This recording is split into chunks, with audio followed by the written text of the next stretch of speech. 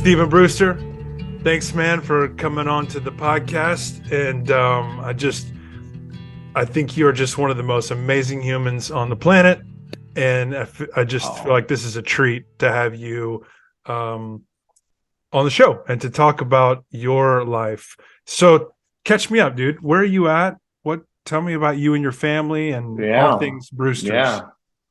I mean, I don't know how far back to go, but based on the nature of this podcast, probably all the way back is the right answer. Mm-hmm. So, my life was, my parents are missionaries, grew up around the world. Went to a lot of colleges because I was on the creative team and commitment sucks. And my senior year of college with one semester to go, I dropped out of school. Where were you at in college? So, I mean, I had gone to Southeastern University, Oral Roberts University, several state schools. At this point, I was at Central Oklahoma in Oklahoma City. Mm-hmm. Dropped out senior year, semester to go, moved to Nashville to go in the music business.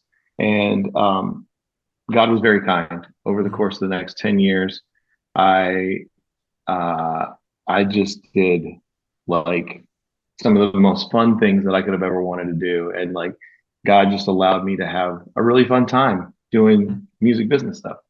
My last job in the music business was I was helping lead the marketing team at Integrity Music, which is based in Mobile, Alabama. So I moved from Nashville to Mobile. At the time, Integrity was like the world's biggest worship label. So we had offices around the world, and it was like an amazing job. And we were having like crazy good success with the artists we were working with. And it's like late '90s, early 2000s. No, this would have been 2000, like 2007 to 2010 is when I was there. Okay. And so Lincoln Brewster, Carrie Job, Carlos Whitaker, John Martin McMillan,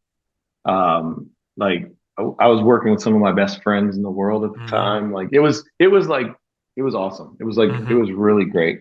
And I just started feeling this discontent. And I was like, man, I wonder what this is. And I caught myself going home. This is back in the blogging days, Jeff. So like people would do blogs back then. And so I'd catch myself going home and reading all these pastors' blogs every night. And I saw that I realized that I was reading more church blogs than I was reading music business blogs. And so God just started to put it on my heart, and I ended up taking a job. Ended up getting offered a job to move back to Nashville to get out of the music business. So I'm probably the only person that's ever happened to. And I took a job at Crosspoint Church, and I worked at Crosspoint Church from 2010 until the very, very, very end of 2016. So it was almost 7 years. Our church exploded. We were averaging over 8,000 people, and a weekend we had several campuses, and crazy stuff happened. And it was destructive. Destructive behavior, and I ended up coming out of that season extremely unhealthy. Went into like a little wilderness for about 17 months where I bounced around to 2 different churches. And about 5.5 years ago, God put on my heart, he's like, hey, I got a different seat for you to sit in. And so at that point, I started helping churches release music and helping coach churches on creativity, leadership, org structure, culture, and that kind of thing. And that's kind of what we do now. And so that's the whole journey condensed into about a 90 to 120 second. Yeah. And you're married? Married, 4 kids. Yeah. What are their ages? Well, I identify as a 31-year-old. So my children are 20, 19, and twins that are 14. So, bro, what? Yeah. Okay. So I have lots of questions. Let me just start with what you said earlier. I'll ask the question this way. Describe a moment in your life where you felt like it was shattered from its original design. So like, this is the picture you saw, and then in a moment, or it's in a few moments, it is not looking like that anymore. How would you answer that? Oh man, that's such a good question. And as somebody who asks questions, asks a lot of questions because I have the joy of doing a podcast as well. That's one I'm going to have to steal because it's such a good question. I mean, I think there's multiple times in life where I've experienced that, right? Um, as I think through them, a lot of times they were things that I did, like mistakes that I made in my life that maybe shattered the the picture. Um, but I would say, so some of those are on a personal level, some are on a professional level, some are Mm-hmm. on a spiritual level, obviously. But I mean the big wrecking ball moment was probably um, just like the Crosspoint season of like that was I really felt like that was a forever job. I Mm-hmm. felt like man, I'm going to get to do this forever. I'm going to be on this executive team till I'm in my 50s, and then I'll go become a campus pastor, and then I'll retire. And Mm-hmm. our family was thriving in this environment, and our kids were loved it, and Jackie was involved, and and then it just ended differently. And then really like the whole it's funny, the whole next uh 2 years after that was was it was such a blur, man. Like when I left there, I was so unhealthy that like I don't know if you know Mike Foster, but Mm-hmm. Mike Foster is a good friend of mine, and he uh he helps a lot of people navigate tough seasons of their life. Mm-hmm. And I called him, and he's like there's kind of two things that happen when people burn out. One is they take a blowtorch and they light everything up around them. He said, because someone close to you burnt out, that's the method that they took. And you got charred by their burnout. Mm-hmm. He goes, the second version is you take the blowtorch and you light yourself on fire. And he goes, sadly, you've done that to yourself. So you have second degree burns. And so when I left, when I left Crosspoint, I mean, I God was very kind to give us another job, so we transitioned to another church in Florida, and it was a Mm-hmm. lateral move, about the same size, same type of role. And I remember like opening my computer and like going, I don't even know how to do this job. Like Mm-hmm. for me, burnout had a lot of things attached to it: poor behavior. Um, Can you I give some probably drank too examples? much. Yeah, give some I examples mean, of. yeah, just like I had so much anxiety. I was short with everybody. I just Mm. didn't make good decisions. I just couldn't like I was in a cloud, and I Mm. really was in a cloud for 2 years trying to figure out how to get out of the cloud. Yeah, And it ended up being prayer and a whole lot of counseling to get out of that cloud. yeah. I want to, if I mean, you just decide what you want to say, but so the picture of what you had when you said I was going to retire here, this is home. I mean, this is it. This is Mhm. the plan. It blew up not because of you. Right, So, right. and we know this in our culture today. We're seeing this happen. Whether it's just happening on a grander scale or we just are able to see it more because of media. But so the pastor leaves the church in a pretty catastrophic way. Is that fair to say? Yep. Very fair Um, to say. Yep. and why couldn't you stay? That you didn't leave. You didn't have a catastrophe. Why couldn't you stay at the church? Why did it change? Yeah. I mean, I think a couple things. Is one was I was put in a situation where I had to confront some hard truths. Mm-hmm. And when I did that, it was not it was not received well. And so I And these ended are up people in above you, right? These are superiors. correct, Yeah. correct. Yeah, correct. And I ended up in a situation where I was like, I was, I was put in a spot where, um, I was put in a spot where like, I ended up being told that that I was going to get taken down, that there, there was going to, I was attacked on some levels because of what I did. And I knew that for my family, it would not be safe, Mhm. and not safe like physically, like we weren't going to be physically harmed by Yeah. any means, but it just wasn't going to be the kind of environment we would want our family to be involved in, Yeah. if we stayed. Yeah. So, Fair.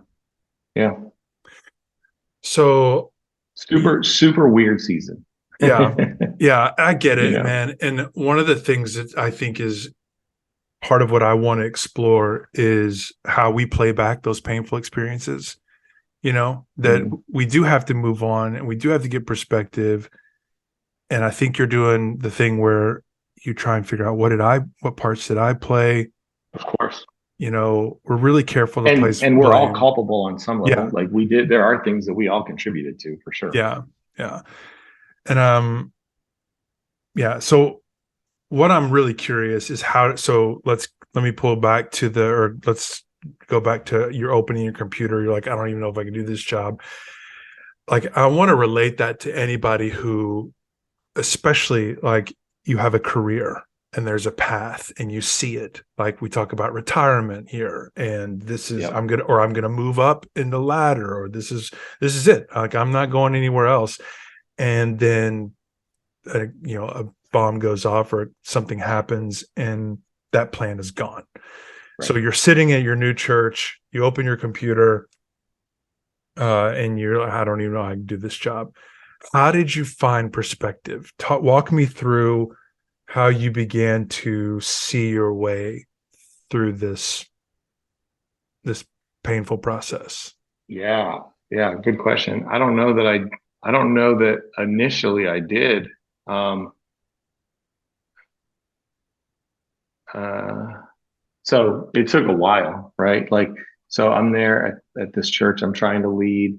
I'm trying to like lead my family, trying to lead my team, Mm-hmm. and and then realizing, because I don't know that sometimes when you're unhealthy, you realize how unhealthy you are, Mm-hmm. right? I think hindsight gives a lot more clarity to that than and perspective, right? Yeah. So I'm, at that time, I'm just trying to survive. Yeah. Like there was a season of survival, and then and then and I think for me it was probably about 7 or 8 months of just trying to survive. Like, Mm-hmm. what does this look like? How do we recover? What happened? Like, where are we at?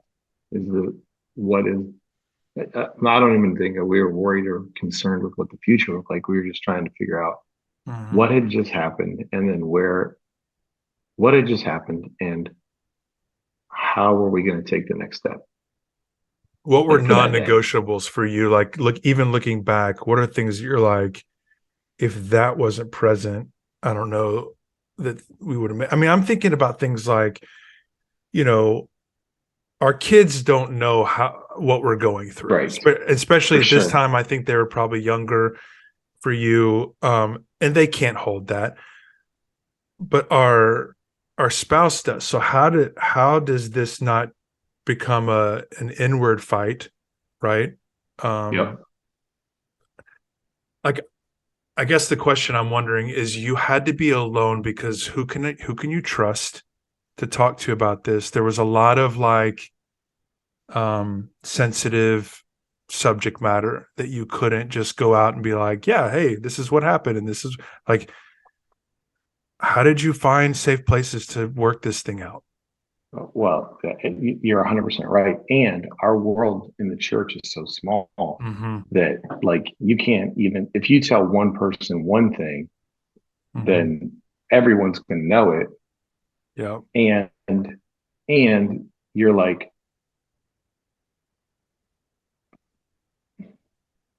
and, you know, the one thing you don't like on the other side of this is I still have all these people that I cared about on this staff of this church Yeah. that are still affected. Right. So it's not like I'm trying to protect them, even though I'm not there. Yeah. And then there's a spouse and children involved that are not my spouse and children that, but we care about them because it's my wife's best friend.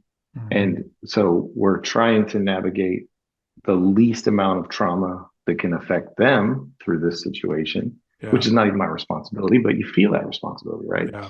So then your own children, you're like trying to create an environment. So we went to Florida. That was close to family. That was something that we felt like was a God wink because it was like we had people around.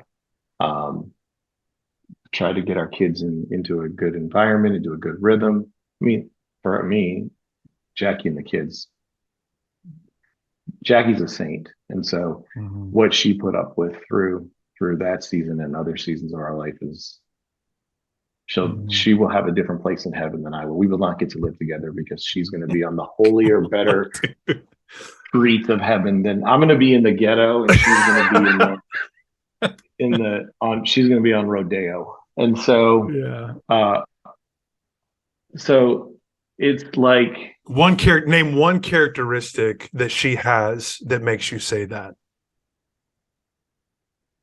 well, it would have to be two. Okay. It's just grace and tenacity. Mm. um and she has both, you know. And so she loves people, and so she has a tremendous amount of grace, Mm-hmm. and she's just tenacious. And Mm-hmm.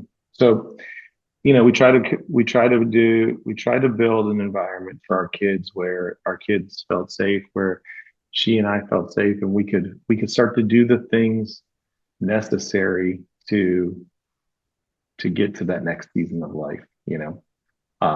But we were still in recovery mode when we were in Florida. So that was definitely not like we hadn't even started counseling or anything at that point. Yeah. It was much more, it was much more like, how do we just get through? Right. Your And ears are so, still ringing. so There's still dust clouds. Like you're oh, still trying to figure out what the heck just happened. everywhere, Yeah. everywhere. Yeah. Yeah. And you know, in that season, I start to realize how dysfunctional I am. Hmm. And so I go to senior leadership and just say, guy, you're paying me a really good salary. I'm I'm inept. And I kind of don't see this going in a good direction, not because of them, because of me. Yeah. Right. And so I'm like, hey, I think we probably need to like part ways. And I know that's not what you guys want to hear because you spent time developing How like long? kind of How long had you been there at this point? 5 months. 5 months in, you went and said this. Correct. 5 months in. I knew it 3 months, but then Hmm. I was like, no, we can make this work. We can make this work. And then 5 months in, I just went and and I mean, it wasn't a surprise. Like I told Jackie, hey, Yeah. we're gonna go have this Yeah. conversation. And she agreed. And so then we had actually gotten offered a job at a church in Charlotte, North Carolina, not Elevation. There is actually two other churches in Charlotte that are not Elevation. And and so we went to work at that. It was probably the smallest church I've ever worked at before. Mhm. And while we were there, that felt more like Nashville. It felt more like Charlotte felt more like Nashville than Yeah. Florida did. Florida felt very foreign. And so, you know, we were in an environment that felt closer to what we were comfortable with, but we were still not in our zone. And Mhm. so Jackie came to me one day and she's like, yo, you got to go to see somebody. Like Mhm. you're not recovering. and you need help. And Mm-hmm. so literally the next week I was in counseling, and I chose a non-Christian counselor. So I thought, um, I live in the South, so everyone's a Christian, come to find out. But my counselor had she had no concept of who celebrity pastors were or how the church world worked. Mm-hmm. And so it was so refreshing It's because, nice. yeah, it was refreshing because it was like she could give me clear perspective based on, like, hey, this kind of behavior is not, like, in no other job would this kind of behavior be allowed. And What so kind you of need to create behavior? boundaries. Um, I think that in churches, sometimes we have leaders who become leaders because they're the best communicator and not because they have the highest leadership IQ. Okay. Mm-hmm. And so in no other organization is the number one criteria for you to be the CEO that you're really good at speaking. Charisma. But in the church, right? But in the church, if you're a good communicator, you've been anointed the CEO. And it's unfair, actually, to those leaders because it doesn't, just because you're a great orator doesn't mean that you even have the desire to be a great leader, Mm-hmm. you know? But then you feel the pressure of all your friends because they're all doing it well too, or appearing to do it well. And Mm-hmm. so, just some of the things that we get asked to do in church that are like, that were having an effect on me Mm-hmm. because of the trauma that I'd walked through, that she's like, why would someone ask you to do that? And if they ask you to do that and you say no, that should not be a fireable offense. That should be a boundary. Mm-hmm. And you're like, oh, this is how the rest of the world works. Mm-hmm. I had no idea. Mm-hmm. Right. Um, and so, yeah, that was the pivot. Right. And so then, Mm-hmm. um, really intense counseling, and then I ended up getting fired from that job.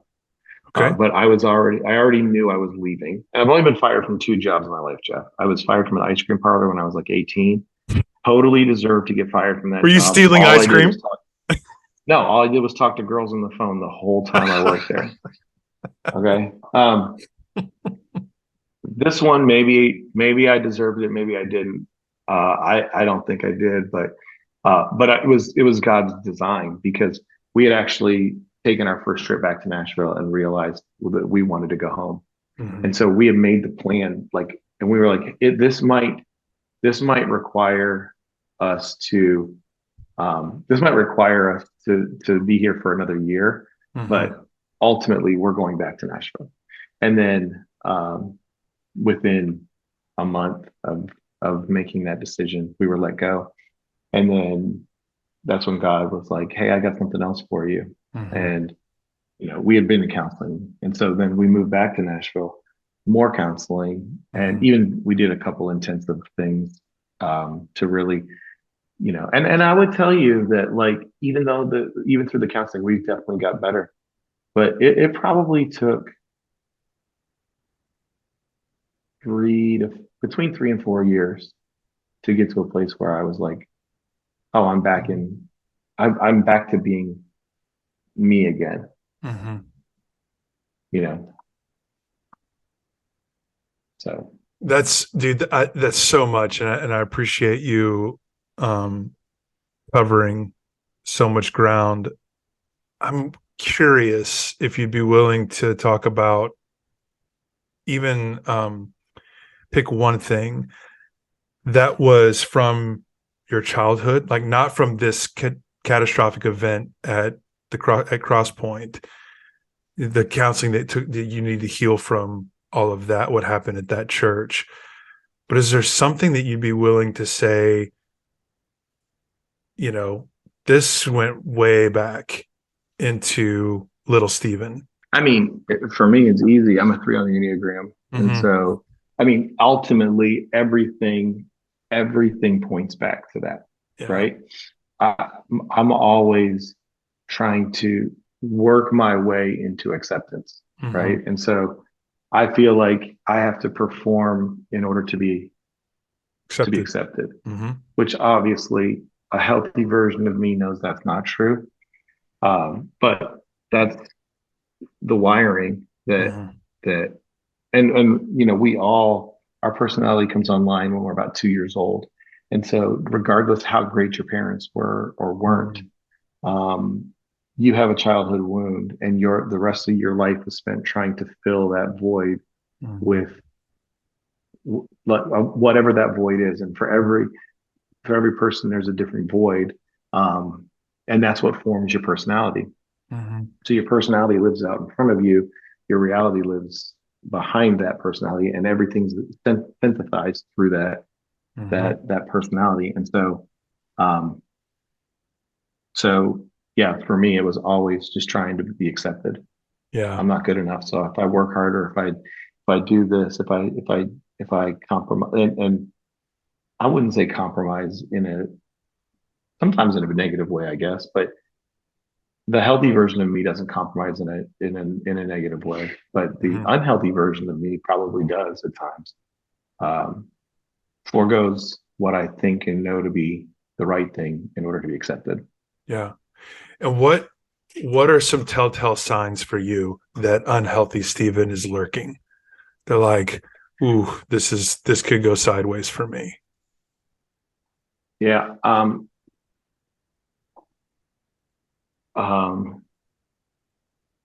When I'm not,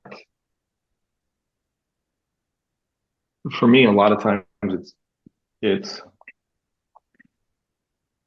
I have a high motor, so I can go. I capacity wise, I like to see where the boundary is. If I can be, I'm very, very, very unhealthily competitive.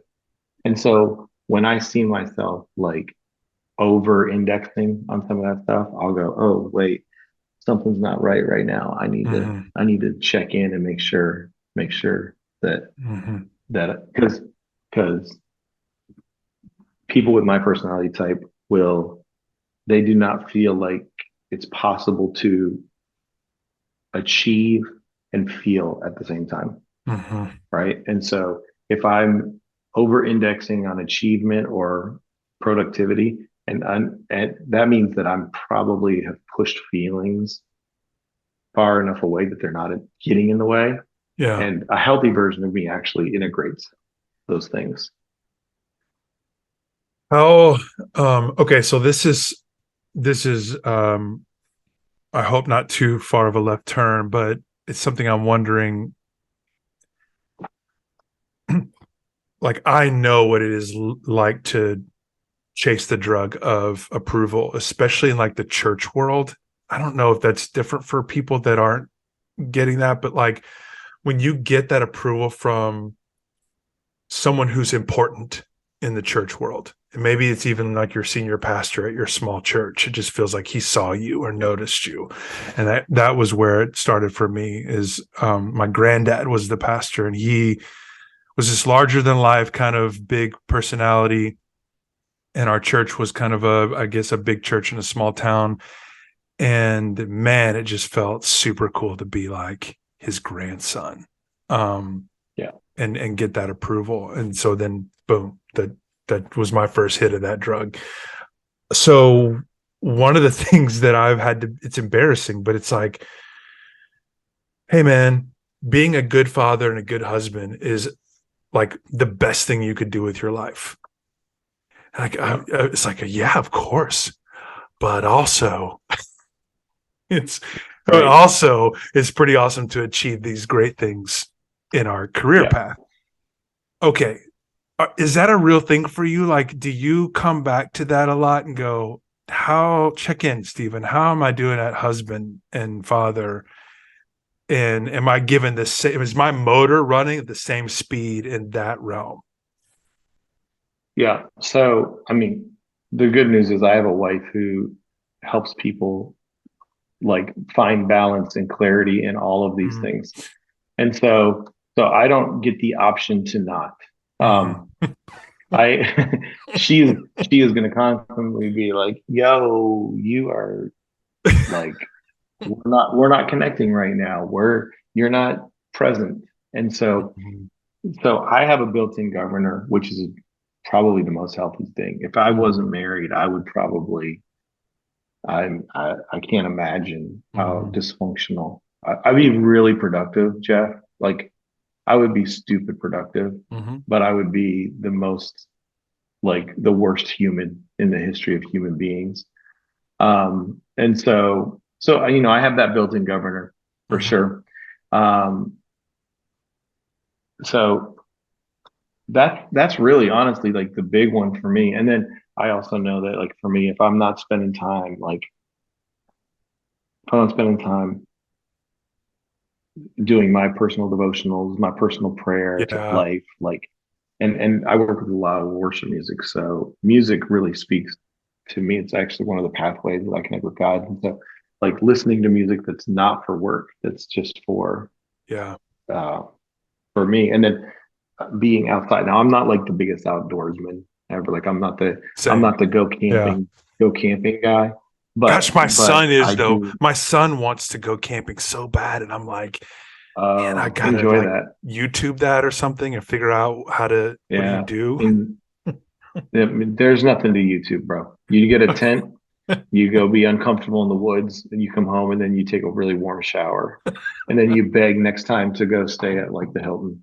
Yeah. So uh but yeah, but being outside. So like even if I'm Mhm. just sitting outside, like Yeah. nature's a driver for me that like brings me back. Yeah. But ultimately, it's always to connect with God. Like for me, the more I drift, the more I have to connect with God to bring me back. Are you doing so you've got two out of the house or have they left the house yet? So just College? one. My son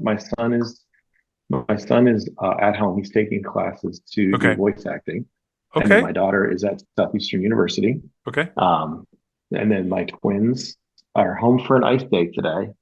Oh, And so middle school girls. And yeah. for all the middle school girl dads out there, Bro. you're in my prayers. Yep. Yep. I had two So that are my oldest daughter's a sophomore in college and my youngest daughter is a junior in high school, but my son is in middle school right now. But it I mean, same for when we were in middle school, it's like just built into our culture that's just the one of the worst phases of life. yeah, yeah. Um, I so I go ahead. hated middle school, so I can't Yeah, imagine how kids hate it today. same. How are you modeling some of this for your kids? Do you have conversation? Do they know how dad manages pain? Do they know how dad processes pain? Um, yes, I mean, again, my wife, like my kids are probably more I mean, I think kids today are more in tune with mental health and mental Yep. and that process than any generation before. I Hmm. mean, when I was a kid, I didn't even know what a counselor was, and my kids are in counseling, so like that's Hmm.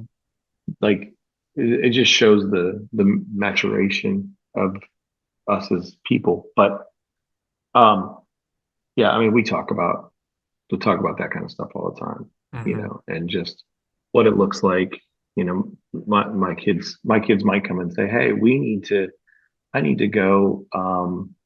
I want to go see Miss Emily as our family counselor. Hmm. I think it's time for me to go see Miss Emily." And so we'll set up an appointment. So, I mean, we have a very open dialogue about it. And with what Jackie does, it naturally opens up uh, for that to happen, you know.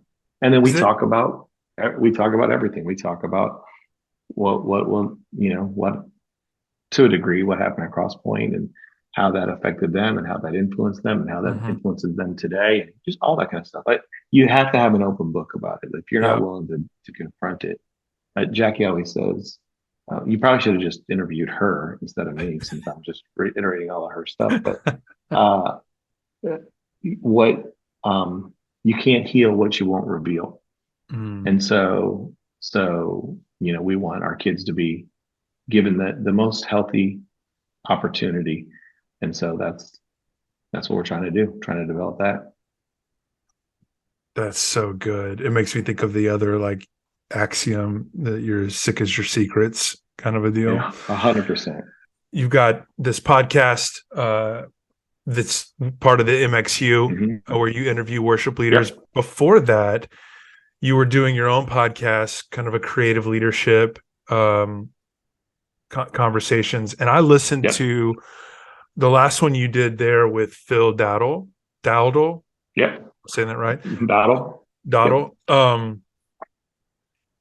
I mean, I know it's from a couple years ago, but I want you to you need to promote this. You need to promote that thing. I'm going to promote it for you. Great interview with Phil. You guys touched on so much that I want this podcast to be about. But one of the things he said, I'm going to choose one because of time, is don't chase fruitfulness, chase faithfulness. Dude, I almost had to pull over in my car. That rocked me so much as an approval junkie and as someone who just so badly wants everyone to see me as successful. It has come at a definite cost of the character quality of being a faithful person, of being someone who, the integrity, right? Doing it when no one's looking.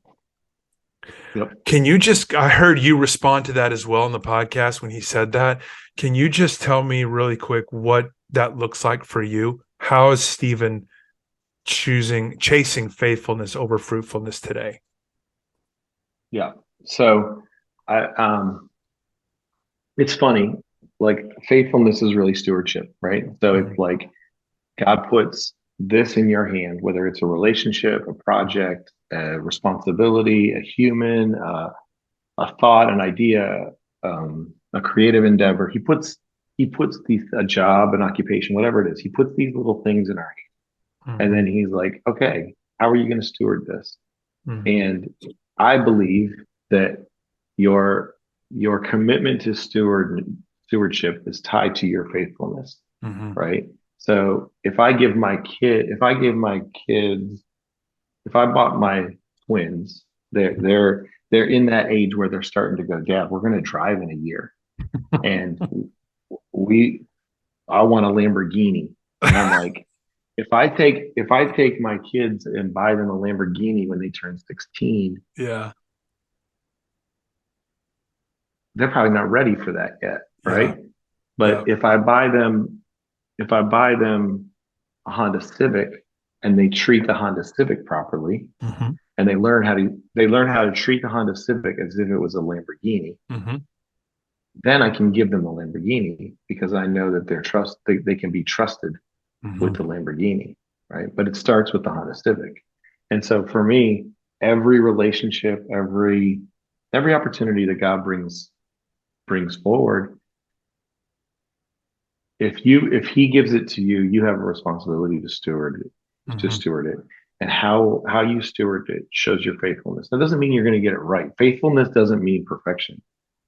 Faithfulness is just commitment, right? And so I'm committed to stewarding this as well as anyone else, or better than anyone else can, because this is the thing that I'm responsible for. Yeah. And if I can be faithful to that, and even in stewarding that always, leadership starts with leading yourself, right? So in anything that you do, if you can't lead yourself well, you're not going to lead anything else well. So even in stewardship, it starts with, how am I leading me?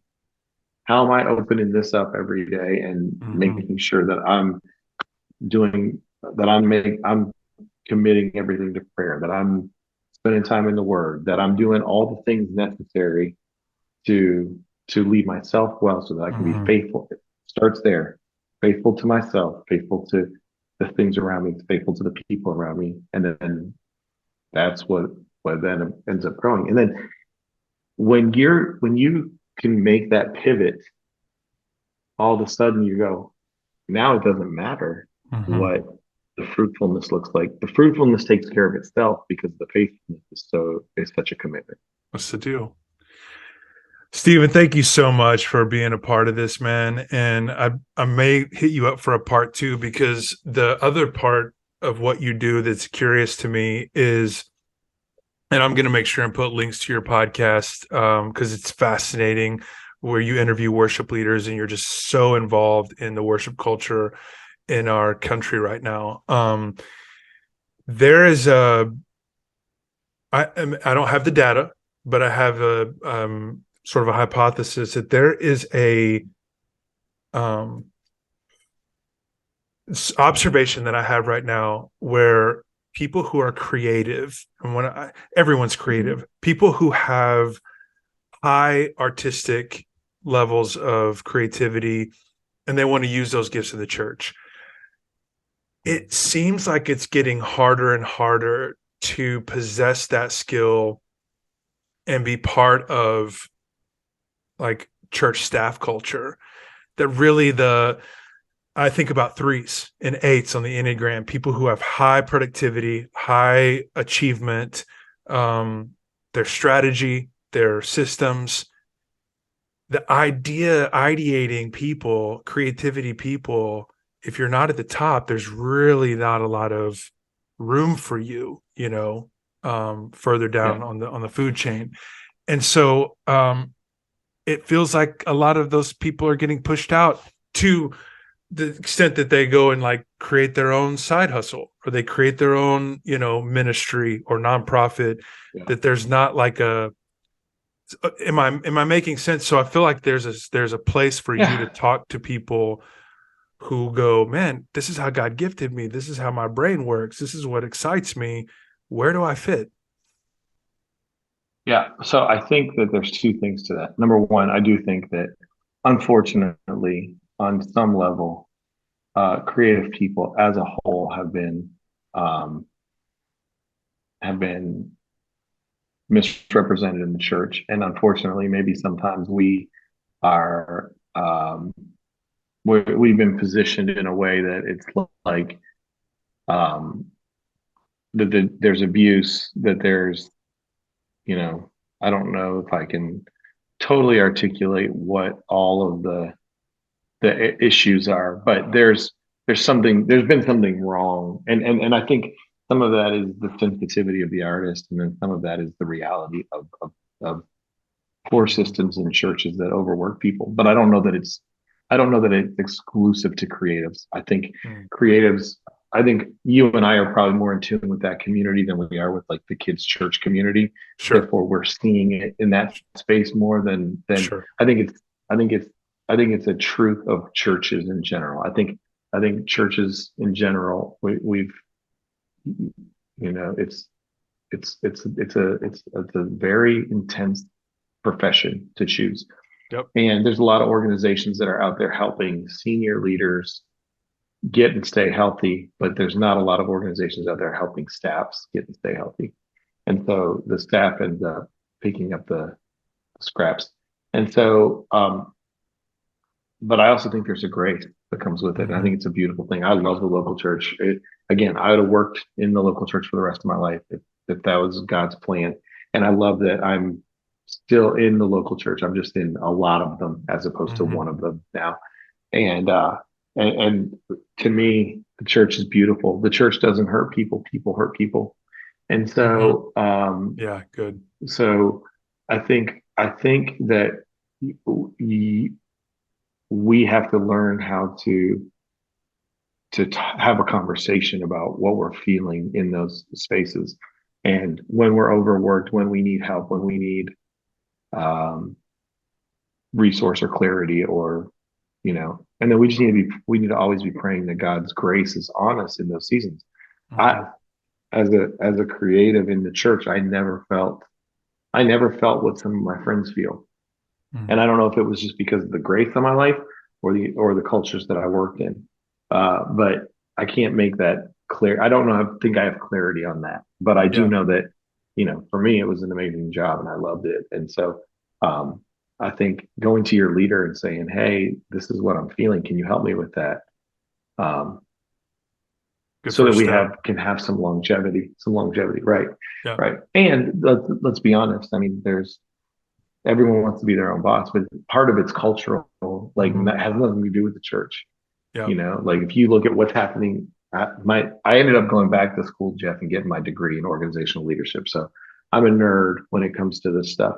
And if you just look at what's happening in business now with quiet quitting and the desire for remote work, and now a lot of big organizations are pulling people back into the office, and there's like this major tension and friction that's taking place. Of like, wait, you hired me to not have to go into the office, and now you're telling me I have to. So, I feel like maybe we're having a lot of this tension beyond just the church doors. Yeah. And as the church, let's be the leaders. Let's lean into how we build the healthiest and most creative environment that really become an example and a city on a hill for how other organizations should run their church, their businesses.